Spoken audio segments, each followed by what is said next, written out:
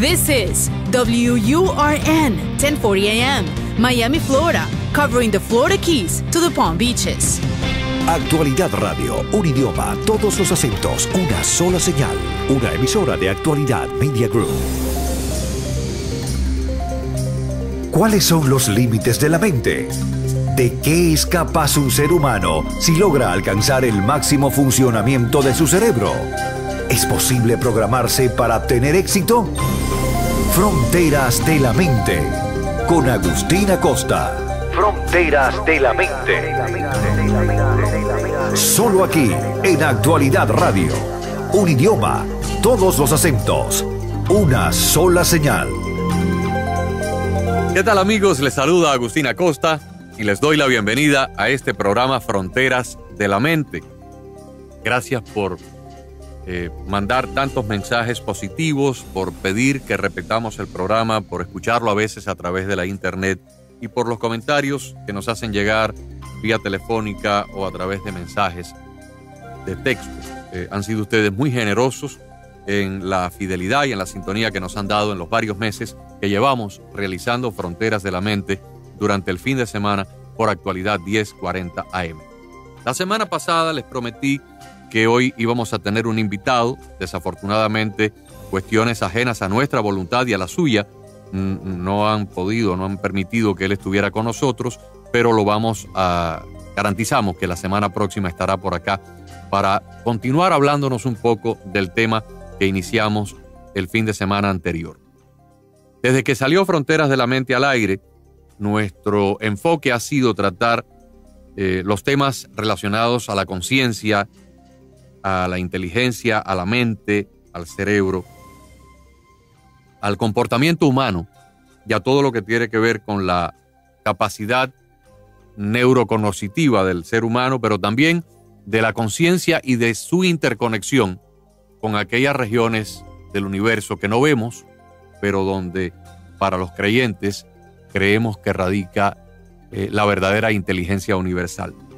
Sin embargo, la semana pasada hicimos un pequeño desvío de nuestro enfoque y de nuestra temática para tratar el tema de la dieta en relación precisamente a una serie de enfermedades que se están viendo hoy de una manera rampante en el mundo occidental. Y cuando utilizo la palabra dieta, no la utilizo en el contexto de la dieta que hace una persona para bajar de peso, sino más bien como sinónimo del régimen alimenticio, ¿no? De lo que comemos diariamente, día tras día, semana tras semana. Porque las últimas investigaciones científicas, y aquí la palabra científica hay que ponerla en mayúscula, las últimas investigaciones científicas que se están haciendo en los centros más avanzados de estudios en Europa y en los Estados Unidos, nos indican de que muchas de las enfermedades que la sociedad hoy en día está experimentando pudieran curarse, no mejorarse, pudieran curarse si tan solo hacemos un replanteamiento integral de nuestra alimentación. Le decía yo a los oyentes de mi programa, del programa que a diario presento con Karinés Moncada por esta misma emisora, que si bien nos hemos gastado entre 3 y 4 trillones de dólares, y un trillón es un 1 con 12 ceros, si bien nos hemos gastado entre 3 y 4 trillones de dólares en combatir el terrorismo, en combatir lo que algunos han dicho que es la mayor amenaza a la civilización occidental, la amenaza del radicalismo islámico. Fuimos a la guerra de Afganistán después que nos tumbaron las torres, fuimos a la guerra de Irak, transformamos la forma en que se aseguran los aeropuertos, los puertos marítimos, hemos colocado cámaras de televisión por todos lados. Sin embargo, cuando vemos el número de personas que mueren producto del terrorismo, no solamente en nuestro país, sino en lugares como Barcelona, Gran Bretaña, Bélgica y otros lugares del planeta, y cuando vemos el número de personas que mueren diariamente por enfermedades asociadas a una alimentación inadecuada, la proporción es de 1,000 a 1, o tal vez de 10,000 a 1. Y sin embargo, los gobiernos, entre ellos el nuestro, no están haciendo absolutamente nada Es más, están haciendo como el avestruz, se están haciendo los ciegos y sordos, sabiendo perfectamente lo que está ocurriendo. ¿Y por qué se hacen los ciegos y sordos los reguladores del gobierno federal? En este caso, de nuestro gobierno. Porque las compañías alimenticias, las compañías que producen la carne, que producen los vegetales, que producen las chucherías que comen nuestros niños y adultos, la industria de los refrescos, de los dulces, la industria de los cereales, es tan poderosa. Se gastan tantos miles de millones de dólares que desafortunadamente los reguladores que deberían estar vigilando lo que comemos y lo que nos enferma están siendo controlados por estos grandes monopolios alimenticios. En otras palabras, las personas que deben regular a la industria están colocadas ahí por la propia industria. Y los políticos que están en los diferentes comités de regulación son reelegidos cada año con fondos donados por las propias industrias que ellos deben regular. Las compañías farmacéuticas que nos venden los productos para la diabetes, para la hipertensión, para los problemas cardiovasculares, para todo tipo de desórdenes neurológicos, dejarían de ganar miles de millones de dólares si estas enfermedades desaparecieran. Y estas enfermedades pudieran desaparecer en una gran medida en nuestra sociedad si tan solo se reeducara a la gente de cómo comer y qué evitar. La semana que viene vamos a tener con nosotros a un invitado que nos va a disertar un poco más sobre esto.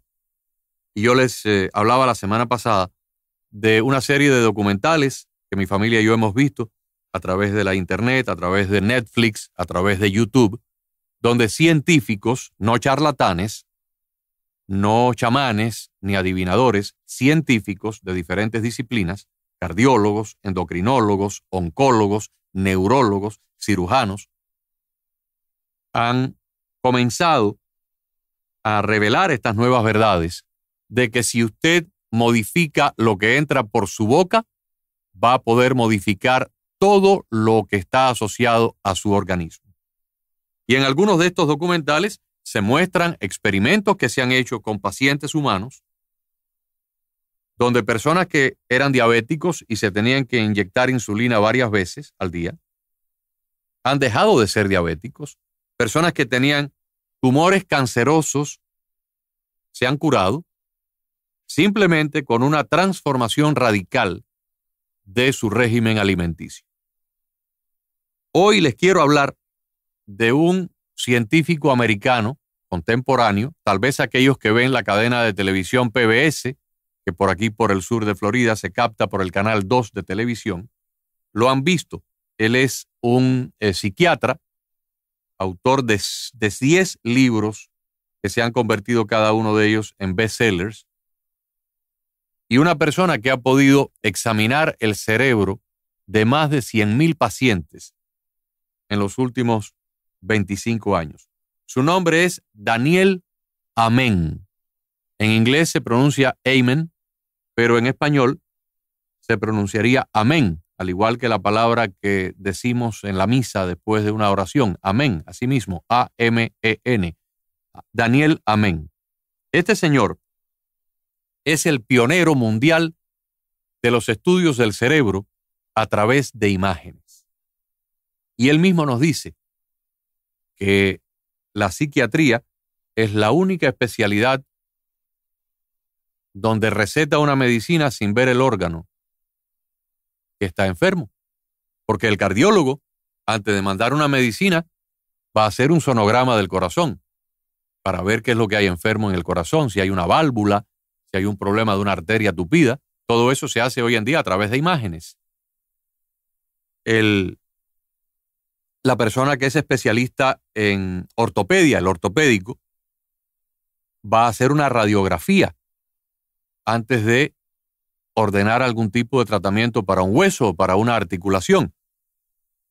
El especialista en vías digestivas va a hacer una exploración a través de una colonoscopía o de una endoscopía para ver el estómago o el colon en un monitor con una cámara de televisión. Pero el psiquiatra, usted llega y le dice, mire, yo estoy teniendo ataques de pánico, o yo estoy teniendo depresión, o yo estoy teniendo ansiedad, y sin verle el cerebro, le manda una medicina. Una medicina que a su vez tiene una serie de graves efectos secundarios. Así que dice el propio doctor Daniel Amen que la psiquiatría en los Estados Unidos ha estado enfocada en un enfoque equivocado, sobre todo desde la llegada, desde el advenimiento de las imágenes cerebrales, o sea, lo que llamamos una tomografía axial computarizada o un CAT scan o el MRI o la resonancia magnética de imágenes. Y este señor ha examinado con imágenes a más de 100,000 pacientes y ha podido establecer una directa correlación entre las diferentes enfermedades neurológicas y lo que muestran las imágenes tridimensionales y a color en esos estudios de espectrografía. El doctor, que por cierto tiene varias clínicas, la más cercana aquí a Miami está en la ciudad de Atlanta, recientemente se convirtió en el experto contratado por la Liga de Fútbol Profesional de los Estados Unidos para hacer el mayor estudio de la historia de jugadores de fútbol que reciben golpes en la cabeza a pesar de tener cascos y que luego terminan sufriendo de daños neurológicos en el resto de su vida, por el resto de su vida. Más allá de su vida profesional, cuando se jubilan, cuando se retiran, terminan sufriendo daños neurológicos que en algunos casos llevan a la muerte y en otros casos a problemas de demencia anticipada, de demencia prematura o daños neurológicos asociados a otro tipo de desórdenes del cerebro. Este hombre nos cuenta en sus disertaciones que un jugador promedio de fútbol americano puede recibir entre 10,000 y 20,000 golpes en la cabeza desde que como niño empieza a jugar el fútbol en el high school, luego en su etapa universitaria, hasta que es contratado por un equipo profesional y puede jugar 10, 12, 15, 18 años como atleta profesional. En el transcurso de esa vida activa, 10 a 20,000 golpes, según las investigaciones a las que ha llegado el doctor Daniel Amen a través de estos estudios de imágenes, ese cerebro queda completamente afectado y cavernoso porque hay áreas donde la actividad neurológica cesa por completo. En el caso de los atletas, el doctor ha podido determinar que hay áreas del cerebro de muy baja actividad, hay áreas donde la actividad es anormalmente alta, por lo tanto también es de carácter enfermizo. Y después de hacer exploraciones a miles de estos atletas, pues se ha llegado a la conclusión de que hay que rediseñar por completo el deporte del fútbol, pero también la forma en que se protege a los jugadores. Las investigaciones del doctor Amen han traído pacientes a sus clínicas de más de 100 países y, como les decía hace un rato, de más de 100,000 personas que han pasado por estos estudios de imágenes, donde el doctor ha podido determinar los grados de afectación de personas con depresión, con ansiedad, con problemas de desórdenes compulsivos y problemas también que tienen que ver con esquizofrenia, hasta violencia. Entre las cosas que receta el doctor, no solamente están los medicamentos, sino también un nuevo enfoque dietético para tratar problemas que hasta ahora solamente se trataban en psiquiatría con fármacos psicotrópicos, fármacos complicados que tal vez puedan ayudar al paciente en un área específica, pero abren una serie de otras avenidas también peligrosas de los llamados efectos colaterales o efectos nocivos de un medicamento. Y una de las cosas que hemos aprendido a través de escuchar a este señor es que, para sorpresa nuestra, los neurotransmisores, que son esas sustancias esenciales para el funcionamiento de nuestro cerebro, no se fabrican en el organismo, en el cerebro, sino se fabrican en un lugar muy distante del cerebro. Se fabrican en el intestino. Fíjense qué cosa tan curiosa. los neurotransmisores, como la serotonina, la dopamina, la acetilcolina, la epinefrina, que son las sustancias que el cerebro necesita para la interconexión de las regiones cerebrales, para el funcionamiento de nuestra memoria, de nuestro estado anímico, para el funcionamiento de nuestro tiempo de reacción. No se fabrican en el cerebro, se fabrican en la pared intestinal. En otras palabras, si la persona presenta un problema intestinal, como una enfermedad de Crohn, o como un intestino permeable, como un intestino altamente irritante, son desórdenes que los trataría un gastroenterólogo. Y sin embargo, un desorden en nuestro intestino puede ser capaz de que esa persona no esté fabricando los niveles necesarios de serotonina, que luego se van a manifestar como un desorden de depresión o un desorden del estado anímico del paciente. ¿Y qué pasa cuando el paciente llega al psiquiatra y le dice: estoy deprimido, no tengo ganas de vivir, tengo instintos suicidas, no puedo dormir de noche o tengo exceso de ansiedad? El psiquiatra, sin ordenarle un estudio de espectrografía de imágenes del cerebro, le va a recetar una medicina para los nervios, cuando probablemente el desorden no está en el cerebro, sino la consecuencia está ahí arriba. Pero el problema radica en un desorden gastrointestinal que impide la fabricación o la creación de estos importantes neurotransmisores. Entonces, el enfoque que le está dando el doctor Daniel Amen a sus pacientes es de tratar muchos de estos casos con un cambio radical de la forma en que el paciente come. Nos dice él, por ejemplo, que ciertos alimentos aumentan la serotonina, como los carbohidratos simples. La dopamina, los niveles de dopamina, se pueden afectar de cierta forma con estimulantes que hasta ahora han sido recetados por los psiquiatras, como el Ritalin, el Adderall, pero que a su vez tienen efectos en el sistema digestivo porque suprimen el apetito. Al suprimir el apetito, el paciente no come.